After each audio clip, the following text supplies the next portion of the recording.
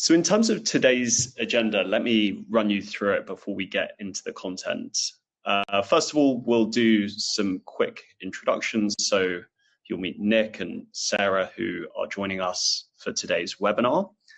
After that, we will then explore 6 of the key trends that we've jointly identified as part of this exercise. And then finally, we'll have 15 minutes for question and answer. So if you do have any questions throughout, please do ask them in the chat functionality, and then we'll get to all of those at the end of the session. So who will you hear from today? So firstly, to introduce myself, my name is George Montague. I'm Head of Insights at FT Strategies, and I lead our data and insights practice along with our Head of Data Science. So yes, it's lovely to meet you all and looking forward to the session. Next, I'll introduce Sarah. Sarah. Thanks, George. Hi, everyone. I'm Sarah. I'm a senior data analyst at FT Strategies, where I lead on data-focused projects such as newsroom analytics and content strategy. And before joining here, I worked at HuffPost and The Guardian, helping them to bring data to the newsroom. And I'll hand over to Nick.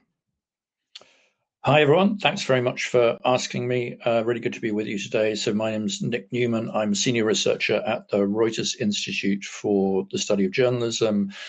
And I'm mainly going to talk about the research we've been doing on looking at trends for the year ahead based on our publisher survey.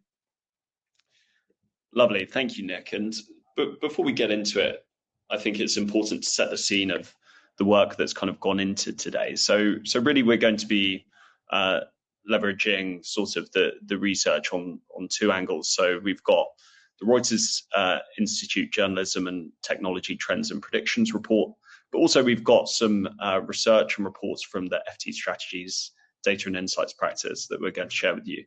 Nick, do you want to talk briefly about the predictions report?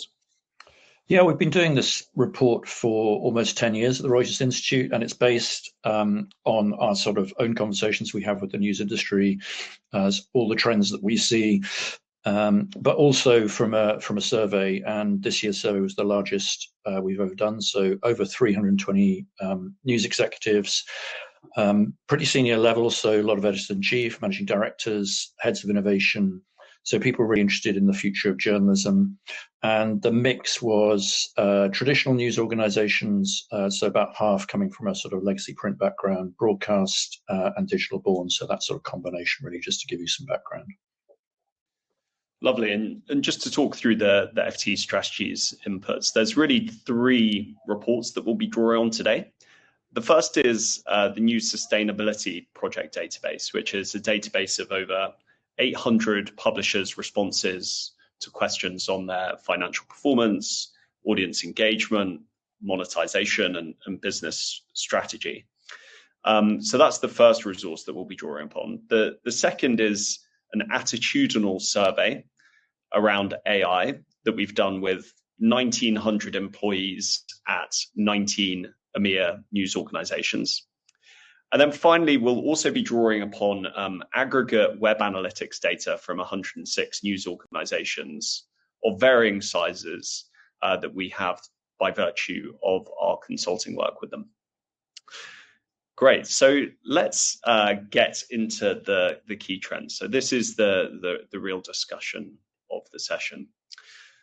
And what we wanted to do is really focus on 6 trends. It's worth saying that the predictions report from the Reuters Institute has 9, and it's definitely worth reading and seeing all of those. But we thought we would choose a subset simply to allow us to kind of go into a bit more detail and discussion rather than skirting over all of them.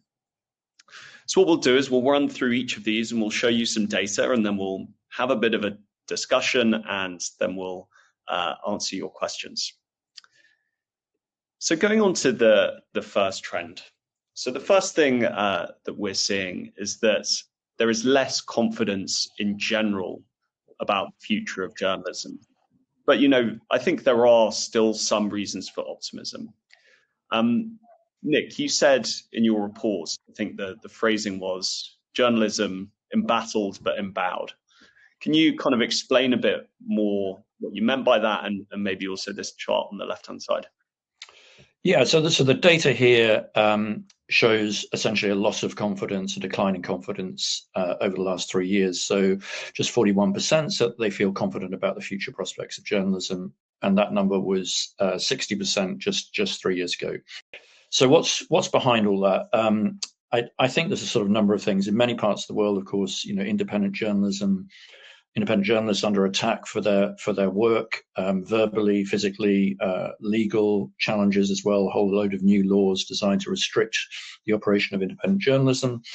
But I think there's also beneath that, there's this sort of sense that journalism is losing influence in different ways. So in some parts of the world, we see politicians basically bypassing the activity of journalism, the scrutiny of journalism, leaning instead into alternative media such as YouTubers and podcasters.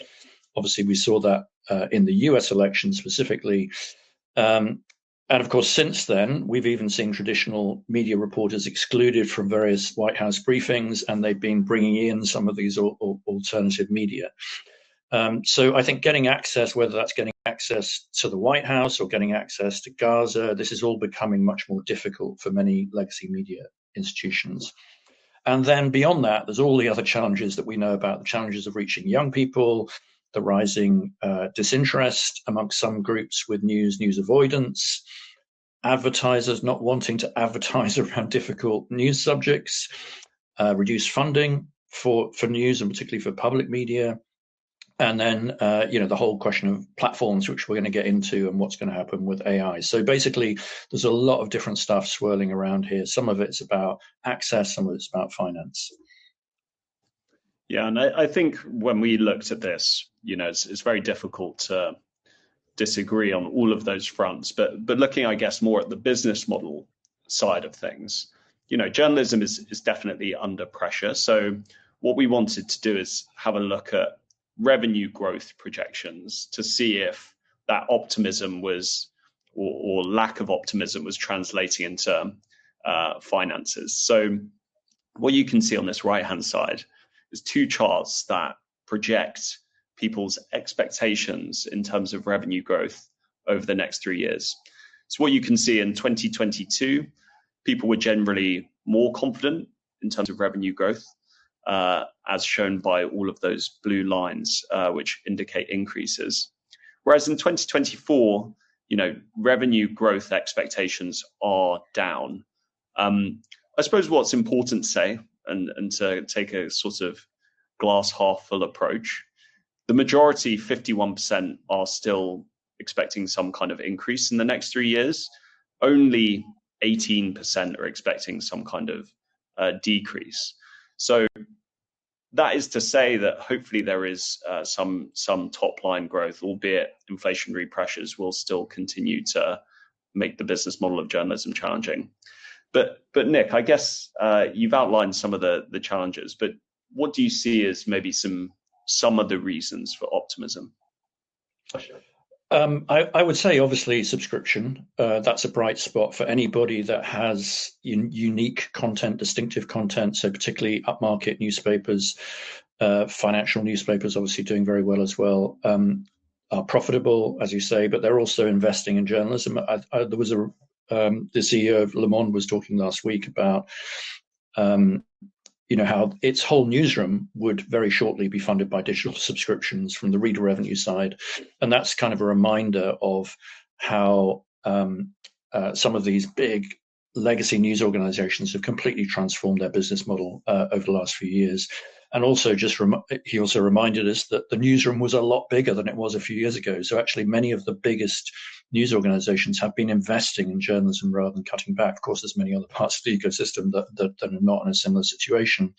I would say also the other bright spot is that it's not just big legacy news organizations. We're seeing a lot of innovation at the other end in terms of smaller niche individuals quite often, or groups of individuals creating different kinds of media companies, providing real value and also doing really well with subscription. So I think it's the stuff in the middle that's getting squeezed, and obviously anyone who's still very dependent on print revenues. We also saw one of our long-standing clients and partners, Casa Marini, we're actually seeing examples of news organizations being able to launch subscriptions in places that they genuinely never thought could exist. So obviously the market is maturing, and as soon as those percentages in terms of revenue get over 50%, like Deniken, that's when the model feels really sustainable. Okay, great. Let's move on to our next trend. So the second trend, and really this is obviously highly related, is that digital subscription revenue remains the most important for many organizations, and is also predicted to grow. And a lot of that is down to an investment in product innovation and bundling. But Nic, why don't you talk us through the left-hand side? Yeah, so it's quite small. Maybe you can't see all the detail there, but in the survey, every year we ask what are the most important revenue streams across this range of publishers, and you can see subscriptions at the top. And I think, as we were just saying, it's not just upmarket newspapers anymore. We're seeing many others leaning into it, and I suppose that's one of the big trends. We've seen a lot of popular newspapers like Mail Online, for example, launching premium services. Over the last few months, you've seen broadcasters really trying to add to their sort of core advertising base to add subscription premium content of different kinds. So CNN has announced sort of major initiative to turn its model around and to push more into subscription. Sky News in the UK has done something similar. So I think subscription is obviously important, but I think the other point about this chart is that most media companies recognize that you need resilience. You need to build multiple revenue streams. So somewhere between 2 and 4 revenue streams important to most of the businesses we talk to. That's advertising, that's events, which remains really important for many. Funding for platforms is up this year. That's really the expectation. We'll talk about that in a minute. The expectation that some of these tech companies are going to pay a lot of money for journalism. That may or may not be true, but we're seeing increases there. And then things like philanthropy. I mean, in many parts of the world, increasingly parts of the output that are not economically viable are now being supported by philanthropists of different kinds in sort of health or development journalism, for example. So lots of different options that hopefully add up to a number of different sustainable businesses. Yeah, and when we looked at this, this is definitely what we're seeing as well in terms of where execs are placing their priority. But what we wanted to understand, and we've tried to show on the right-hand side, is kind of how that's translating into the actual revenue mix of these organizations, and also how they expect that revenue mix to change. So this bar chart on the right-hand side, you can see in 2024, 44% of revenue, and this is at companies with a print presence, by the way, it's important to say. So of those companies, 44% on average of their revenue is coming from print, which is an astounding amount even in 2024. But what you see is when you move over to 2027, a marked reduction in the level of print. I think it's 9% of the overall revenue mix. What a lot of companies will be hoping is that is offset, at least offset, I guess, by digital revenue, and especially digital consumer revenue, which they expect to see the highest growth in.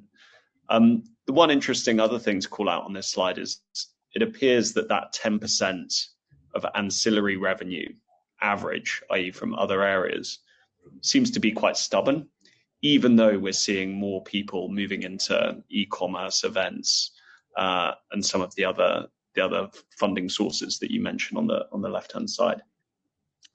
I think what's also interesting is companies that are genuinely trying to inorganically reduce their print presence. So obviously we've seen The Guardian selling The Observer to Tortoise, and that's an interesting example of how people are trying to accelerate this trend rather than kind of see it out over time. Looking at the report, Nic, you said that 44% of the publishers that you interviewed said that they're interested in new products and services. And obviously that's very linked to subscriptions. But what do you think those new products and services will look like, and how will they complement the existing offer? I suppose you've talked about some of the pressures. What we find is digital subscription is kind of slowing down, talking to publishers, and it's in many cases not outstripping the decline in print. So how do you get growth? That's the big question. And I think just selling an individual title subscription is going to be really hard to grow that market and to grow your profit lines. So talking to publishers in our survey, what we found was that many publishers are thinking much more expansively about growing by developing new products, new services, and they are different kinds of things. So some are very much about the news itself. So for example, there's a number of publishers that are trying to launch audio products and sell them separately or bundle them in with everything else. Of course, the New York Times did this a couple of years ago. Die Zeit has announced plans for doing this, as well as a number of other European publishers planning to launch separate audio products this year. In our survey, around a quarter said that they were looking at this at the very least this year. You've got international products. That's another way of expanding and sort of building more different revenue streams. So The Guardian last year launched European edition in addition to the US and Australian editions. And of course, AI opens up the possibility of all kinds of ways in which you can use your existing report and then create that in different languages. And then there's non-news stuff as well. So we heard about publishers who were planning to launch education products or games products, games particularly because they're really, really sticky. Recipes, this is something that, the hope is if you can create these different products and you can bundle them into this idea of the all access product, then people are much less likely to unsubscribe. So we're going to see a lot more of sort of that kind of bundling, as well as sort of partnership bundling as well, because somehow you have to create more value for people to stay. Otherwise, the problem of churn just increases. Yeah, it's interesting what you were saying about audio products. I was reading just before the call about Vox Media and what they're doing with their podcast network. And what they're doing is they're building kind of like an audio portfolio of creators that they're attracting off, your YouTubes and your Substacks, and they're giving them the platform, but then actually managing the sales, marketing, distribution side of things on their behalf, but also trying to create this kind of ecosystem. I didn't realize, like, even Andy Roddick, the tennis star, is now apparently reporting into some people at Vox, which I think is a really, really interesting model. Like, rather than having it all your own journalists, like actually federating out some of that to other people. I think we'll probably talk about that later, but it's a really interesting trend around sort of bringing together this sort of loose talent collectives, if you like, and how do you sustain individual creators who really want to focus on the content and not necessarily on the business side, and so providing some of that sort of baseline support and a bit more of a community actually of values as well, I think is definitely something to watch. Great. So let's go on to the third trend. So the third big trend that we wanted to outline before my colleague Sarah goes into some more around the traffic and the audience side of things is how news organizations are adapting to generative AI. And I think what we have come out with is that there's actually a reasonable degree of optimism and an expanding set of use cases. So Nic, do you want to talk about your use cases on the left-hand side? We've been asking this question for many years, actually, before Gen AI. So how are you using AI in the newsroom? What are some of the different uses? And it is just notable how this has increased very, very significantly year on year. Not just one of these, but all of these essentially. So at the top there, so we ask about what's the most important use of AI in your news organization. And at the top there, you've got 60% saying sort of back-end automation, essentially trying to make the workflows more efficient. That's everything from, alt text that journalists don't want to write going going in automatically to annotate pictures. It's about tagging, transcription. It's about copy editing, all of these kind of back-end efficiency side of things. And media companies we talk to have obviously over the last year been developing a lot of these tools with buttons that make it really easy. It's almost hiding the big technology that lies behind it. Interesting that in terms of saving money and efficiency in publishers we've talked to so far, they say they're not really saving any money. In fact, it's adding cost at this stage. But the hope is that will become a really important way of making journalism more efficient and allowing journalists to do some of the other things. And then you've got sort of distribution, recommendations. That kind of AI has been going on for some time. Content creation, so that's things like chatbots and summarizations, which you're starting to see now at the top of stories. So if you like audience-facing approaches. Commercial uses, these are some things that are starting to move the needle for very few publishers. So making the acquisition of new customers more personalized and more efficient. So helping essentially to acquire people in a more personalized way. Coding and product development. So some people are talking about 50% improvements in terms of the speed. And when you think about how slow many media organizations are in their development, that could be a real game changer in terms of allowing more experimentation, for example. And then news gathering at the bottom there, but actually I think over time this is going to become really important for news organizations as a way of finding stories in data, for example, doing more data investigations. It's very, very time consuming currently, and making it easier to scrape data from different sources. And that's just one type of news gathering. Research as well. With some of these new AI tools is going to get a lot easier. So lots of different uses, but I think the main point is here that newsrooms really leading into this. In our data, about 80% of those we talked to said that they felt their newsrooms were already being transformed, at least somewhat, by artificial intelligence, even though it's still early days. And I think that is part of debunking this myth that editorial colleagues are quite pessimistic about the use of AI and its value.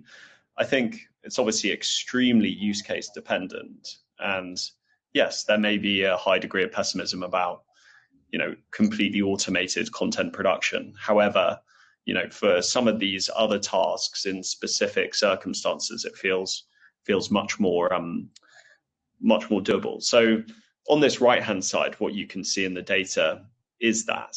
So we asked 1,900 employees of news organizations how they felt about using AI in the workplace.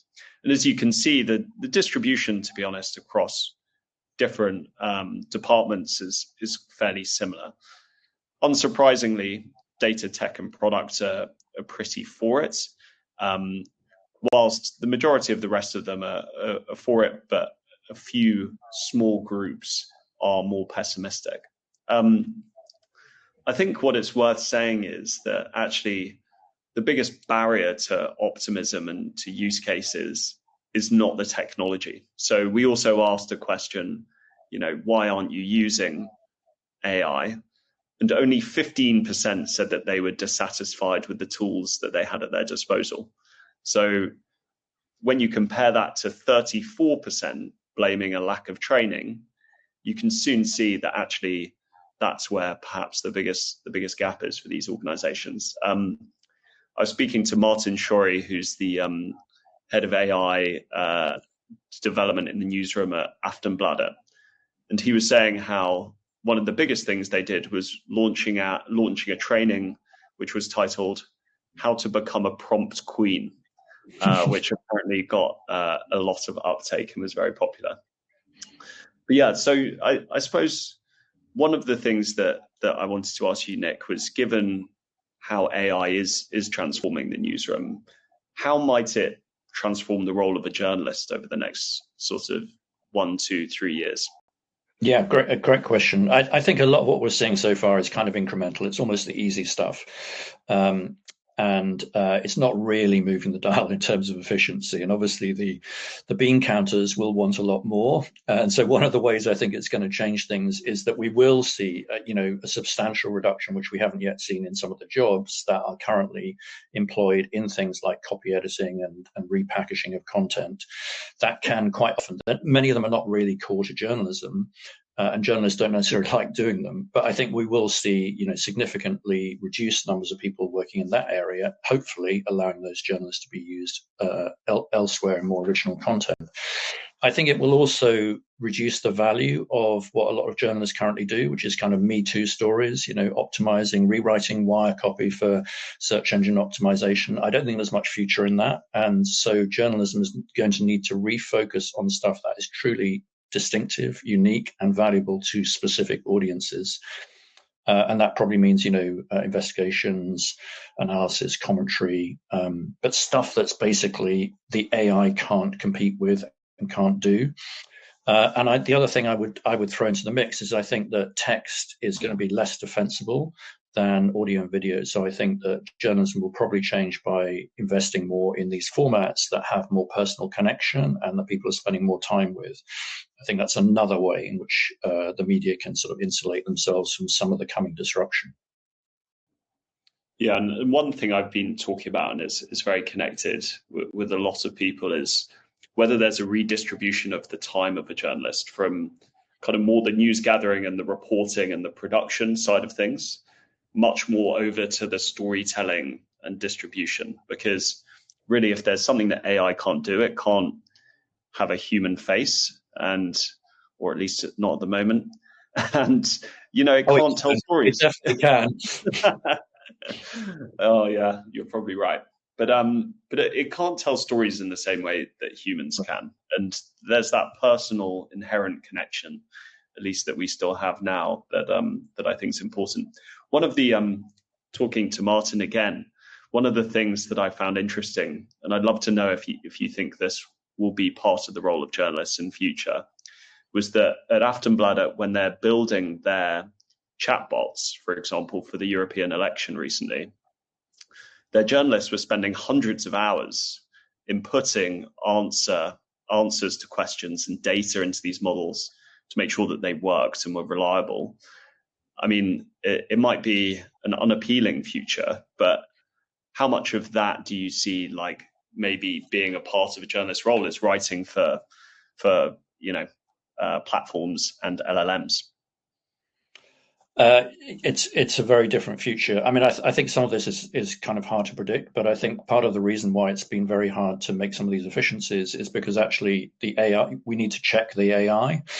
And so we've kind of got to get beyond that. And some of the work that's being done is trying to create systems that are that require less checking, that are trained on reliable content, and some of that will take time. I think it's all going to take a lot longer than we originally thought a couple of years ago.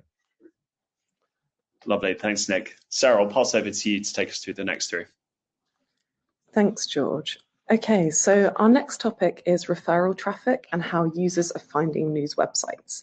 So one of the key predictions that we've been told is that search is going to be disrupted in 2025 as users move more towards AI platforms to answer their questions, and in response, Google shares more AI overviews at the top of search results, which is seen as an improvement in user experience, but it's affecting publisher traffic.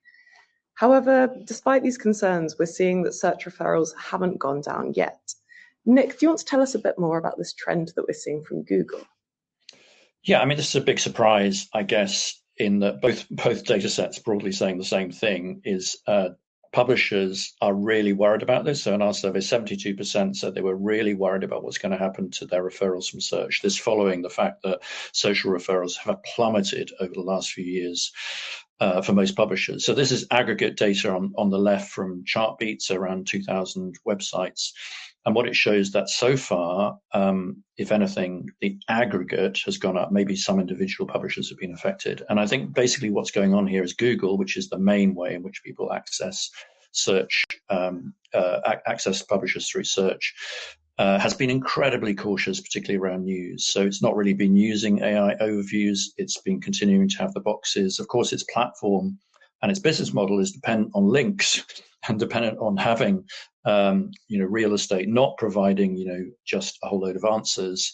It needs to push people to commercial affiliate links or wherever. That's part of its model. So it's been much more cautious than some of the newer platforms like Perplexity or ChatGPT search. But of course, not many people are using those. So that's, I think, really why we're seeing this. But yeah, Sarah, I do think that we're going to see a big disruption over the next couple of years. It'll probably be slower than people expect, but this is demonstrably a better way from a consumer's point of view of accessing information, assuming that we can get over the accuracy problems. Yeah, I completely agree. And to echo what we're seeing from Chartbeat, from our own database of over 100 publishers, what we see is that the percentage of total sessions driven from different channels, actually organic search is still by far the largest. And it's driving an average of 40% of traffic in the last few months across all of our publishers. And when we actually drill down and look at specific publishers, we see a median 3% year-on-year increase in the actual number of search referrals. And also for half of the publishers in our data set, it still drives over 50% of traffic. So there's a really heavy reliance on this source, despite the uncertainty of the future of it. But there are a couple of other things to call out in this graph. So direct is now driving around 30% of traffic. This is where your homepage is really key to bring in a loyal audience and to ensure your content is refreshed and engaging to really make people see it as a destination. And then email, so newsletters, it's very small at the moment. It's an average of 2%, but this is a really engaged channel. And it's really important for loyalty. It's a great way for publishers to showcase their voice and to drive traffic and subscriptions. So with these trends in mind, Nic, how else do you think news organizations can insulate themselves from search changes? I think the primary strategy, as you say, through things like email, news alerts, apps, and all the rest of it, is how to build direct relationships, and also through some of the new, some of the formats we were talking about, audio, video, really try and build relationships, because you need time to build loyalty, to get people to want to pay for your content. So try and reduce as far as possible dependence. But I think search is definitely changing. And it's going to be really important to try and find ways to get distribution through different AI search engines in different ways. That may be about deals. It may be about trying to organically optimize for that, though we're not quite sure what that is. So I think that second thing is, how do you optimize for this new world? And I think that goes back to what we were talking about before.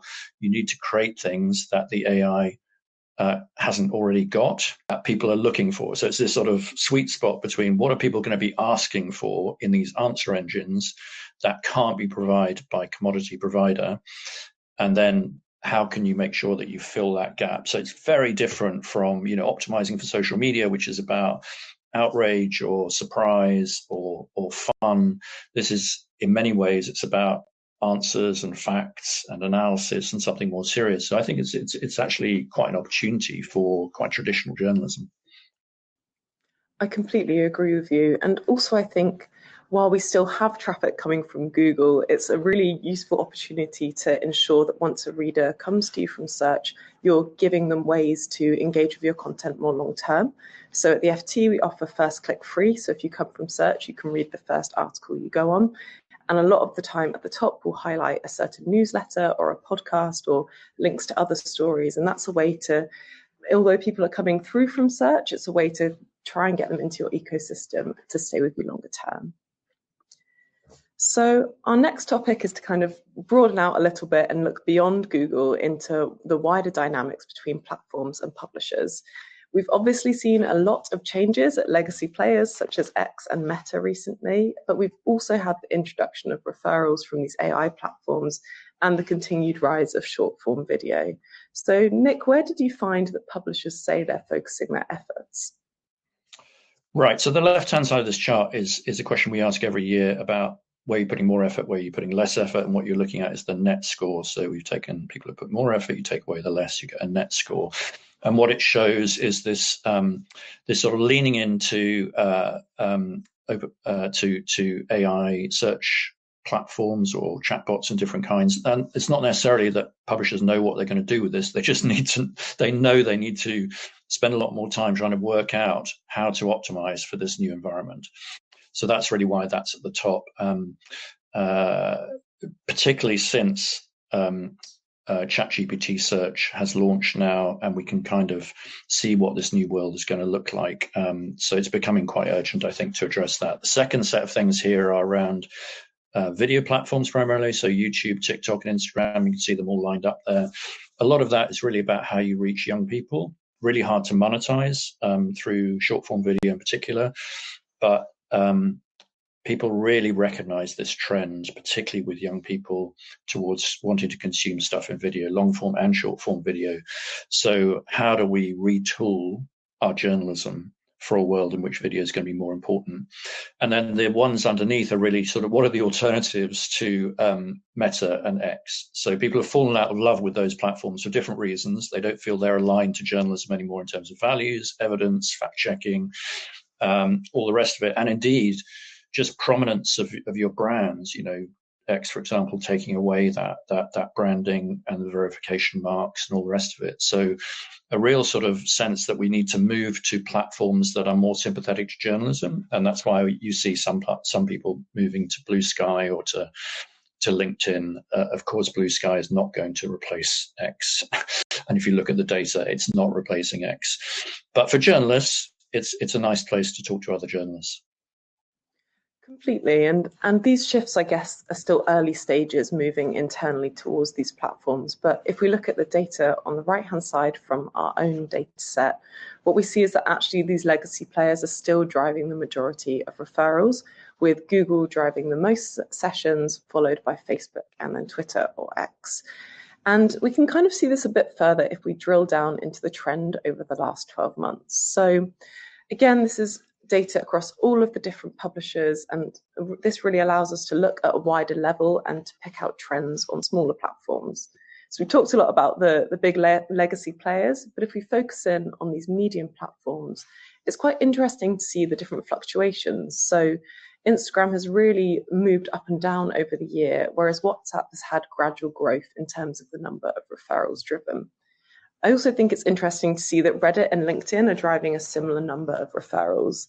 Now, of course, this is aggregated, so some publishers are driving more traffic from some of these platforms than others. And being across every platform is not going to work for every publisher. But it's really useful to think about where your audience are and to try and meet them there and experiment with how to bring them back. Now, then if we look at the small platforms, and I want to stress this is really small, this is less than 100,000 sessions per month across 100 different publishers. But we do see that these AI platforms are now driving traffic, and actually driving more traffic than TikTok in the last few months. And Blue Sky is emerging as quite a small player as well. And I think this is where there's a real distinction in when you're thinking about your strategy for different social platforms. I essentially see them in two buckets. There's referral platforms, so that's LinkedIn, WhatsApp, and Reddit, which are more text-based, they're easier to link. And so it's easier to see the amount of traffic coming back to your site, and there's a clearer value there. But then there's brand building platforms. So TikTok and Instagram, they're image-based, they're video-based, and they're higher effort. So which means they're a lot harder to link, but they can be useful for driving awareness off platform. So if you're thinking about trying to reach more readers, then you really need to look at your follows, your impressions, and your engagement on these platforms. And so at the FT, what we do is we use TikTok to promote our journalism to new audiences. We do Q&As with our journalists, and we cover topics that are suited to the platform and reflect our brand. So money or markets. But I guess one of the big problems is that these platforms change quickly. Formats can change. So Instagram, for instance, has moved towards vertical video, or algorithm changes can mean that different content is prioritized. And this really impacts your strategy and visibility. So Nic, how do you think publishers should decide where to invest their resources? I mean, broadly, I agree with the sort of central idea here that because of the sort of fragmentation, you just need to be much clearer about what you're trying to do and which audiences you're trying to reach. Because, you know, a decade ago it was primarily around Facebook and you could reach everyone through Facebook. Now you have much more fragmentation across a whole range of different platforms. So you need to be very strategic.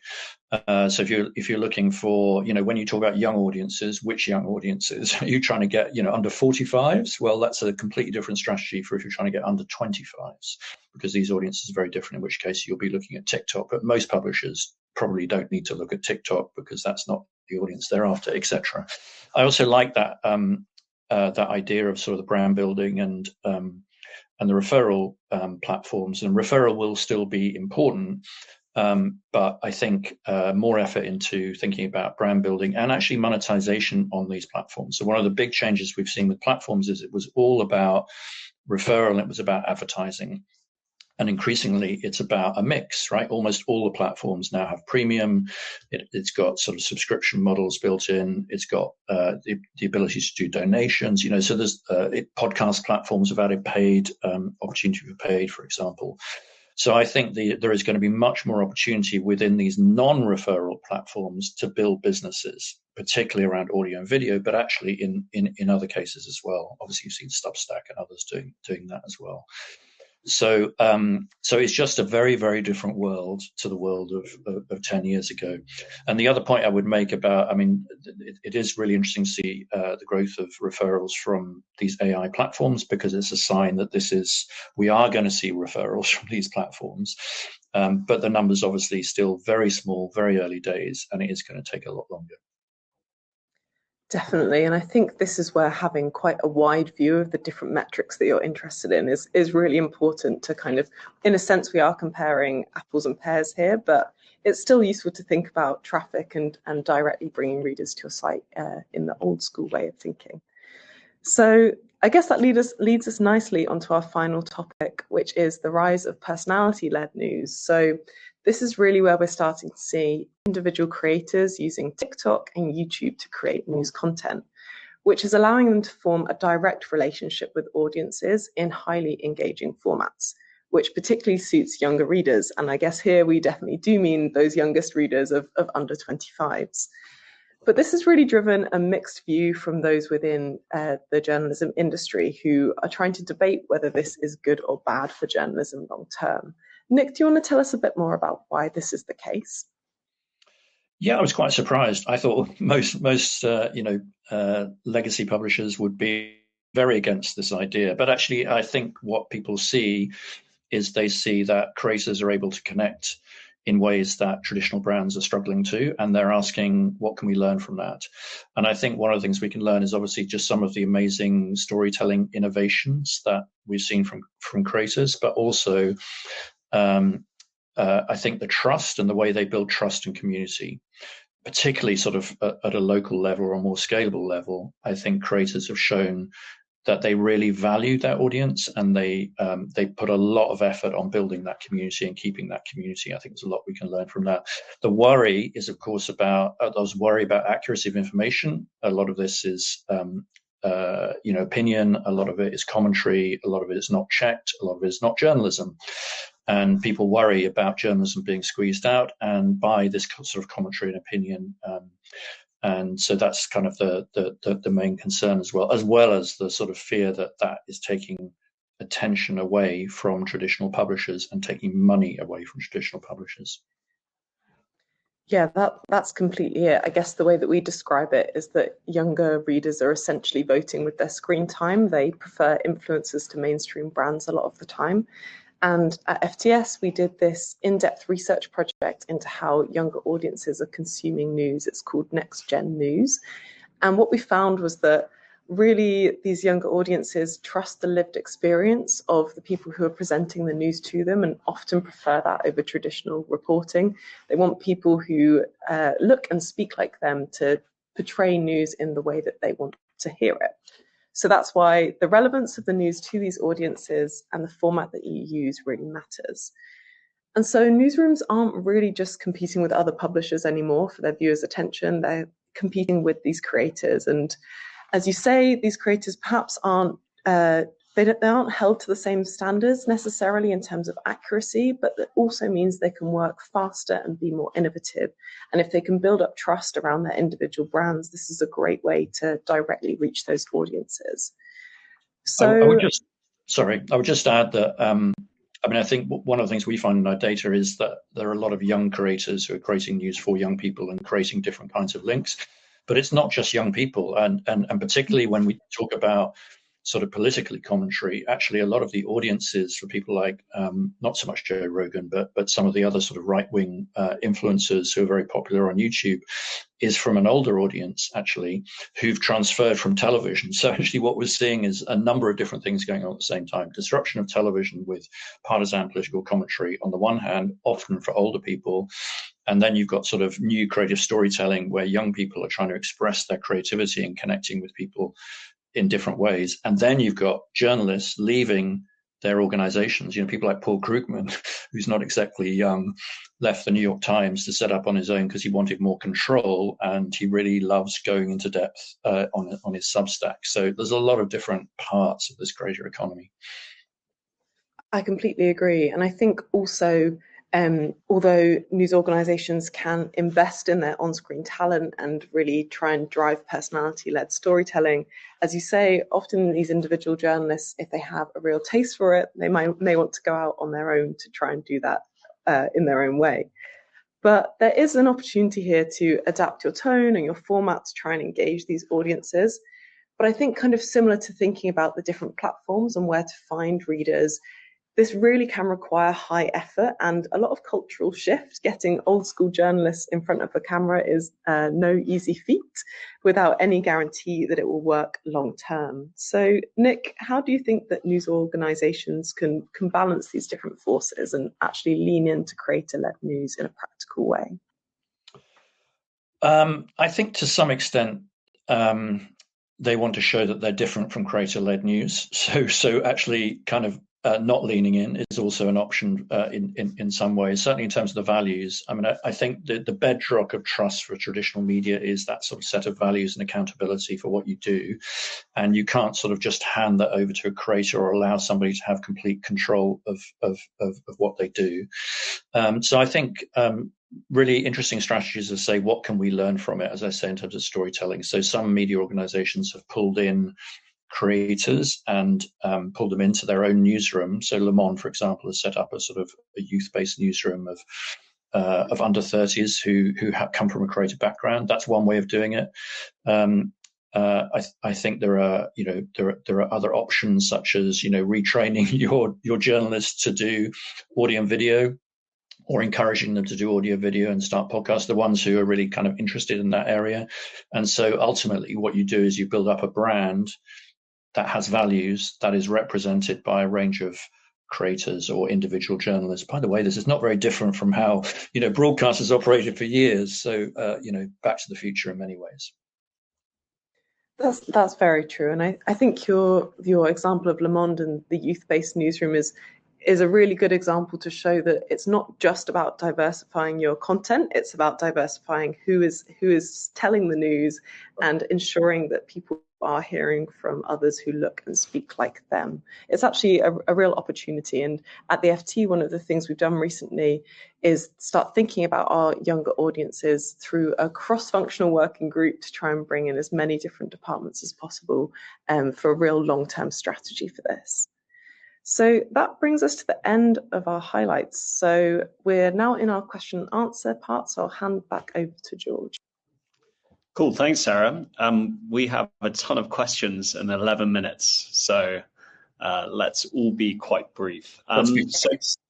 Yeah, exactly.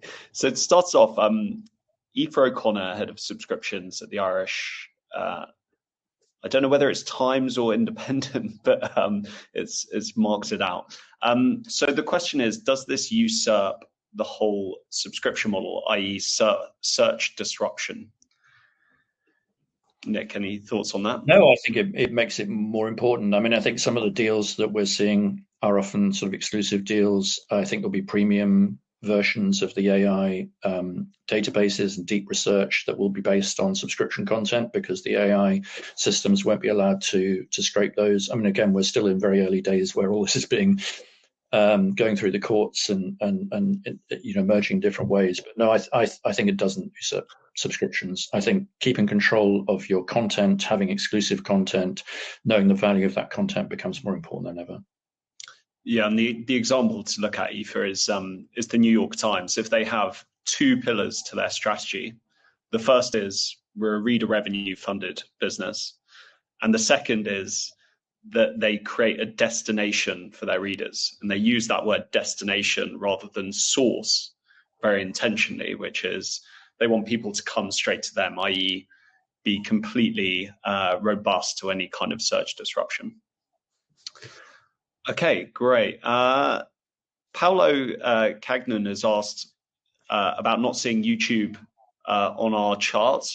Sarah, I noticed we didn't show YouTube on our chart. Maybe I don't know why we didn't do that. And also the same with online.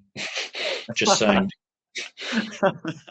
And also Apple News. Maybe that's a please fix that we need to go and sort out. Sarah, is there any reason why we wouldn't include those two? We can definitely look into those. So Apple News, a lot of the time, the traffic is kept within the platform. Obviously, it's an app in itself. And because of the way that we collect this data, we don't really see that many referrals from Apple News. It would have to be a different data source, but it is one that I would love to explore in more detail. And sorry, go on, Nick. No, I was just sorry to interrupt you. I was just going to say that from our, Apple News is important in sort of 4 countries really: US, UK, Canada, Germany, Australia. Sorry, 5, and but it's also changing. So it's sort of moved from the sort of free service that was available to something that's much more of a free and premium service. To my point earlier about platforms becoming, really looking for that premium content as a way of distinguishing as well as free content. But it is really important for a number of publishers also as an acquisition method, as a way of sort of bringing people into a subscription relationship or reminding people of the value of content.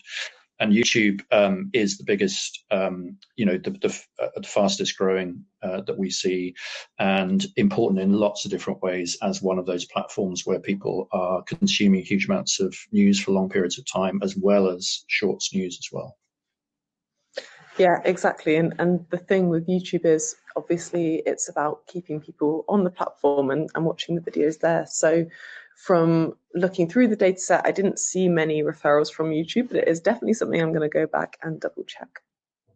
Cool. Thank you, Sarah. So a good anonymous question here, and I can try to take this one, is they've expressed a surprise about optimism of digital advertising growing, and if we have any more insight on what's driving the optimism. Yes, I agree, it's surprising. I think a lot of ad spend is being edged out to platforms that can really prove ROI on any kind of marketing spend. Having said that, there is a few areas of optimism, and this was from a recent project with a client. A lot of brands are really concerned about a few things. One is like made for advertising websites that are created by generative AI. I mean, those are basically spaces where there's no value, there's no real audience, the context is very bad, and they're essentially getting no benefit for spending money through programmatic and getting kind of ad space on those platforms. The second is social media and platforms are becoming, more toxic. That environment isn't something that some brands want to be associated with. And therefore, in both of those scenarios, media buyers are going to more trusted places where they know the context and the audience is kind of guaranteed. So that's one reason for optimism on that front.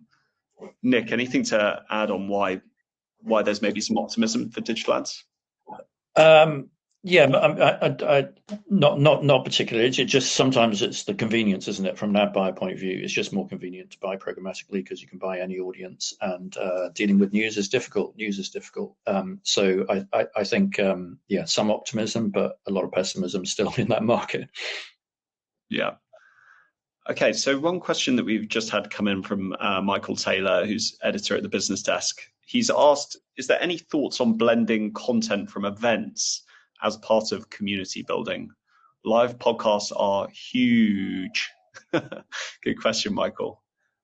Yeah, I mean, at the FT, we definitely see this, right? A lot of the a lot of the successful new media brands are combining data, events, content, and research. And by combining all of those four things, you really are creating something extremely valuable for a specific segment of your audience. And so, yes, events as part of community is very valuable. Nic, any thoughts on that? Yeah, I mean, it's definitely. I was just thinking of one of the most successful new companies in terms of podcasting has been Goalhanger, and a lot of the revenue has come from these very large events and tours that they do. And those tours have a double-edged, have a dual purpose. So one, to build that community. So it's not just about raising money, but it's also about building community and building that closer connection, which drives further usage over time. So it's a nice positive spiral. Okay, so next question. Question from Chris Byrne.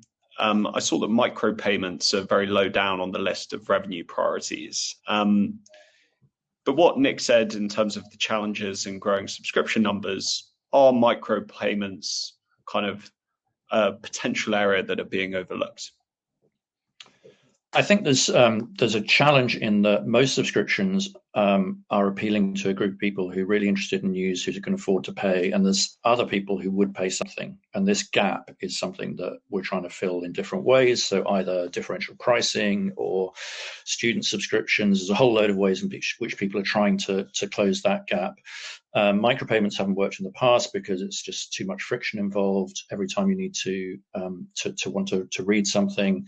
But if it's built into platforms, I do think something like this will happen eventually, but it's very hard for the news industry itself to produce that. It's got to be done more widely within some kind of platform environment, as we've seen in China, where it can kind of then gain mass adoption. So it's something people have talked about for ages. We know there's a problem there from a consumer's point of view. We're leaving money on the table, but it's very hard to get it without cannibalizing the rest of the business. Yeah, I agree. The final question, and then there's one bit of feedback that we need to reflect on, Nic and Sarah. But the final question is, what's your thoughts on UGC and viral content as monetizable assets? And should professional organizations use them more to increase platform revenue? I don't know where to start on that one. It's maybe, go on, Nic. I'm just trying to think. I'm not sure I've got any sort of sensible thing to say on the UGC side. I mean, obviously publishers have been incorporating UGC around breaking news for some time. That's part of their proposition. It's become sort of a core part of journalism.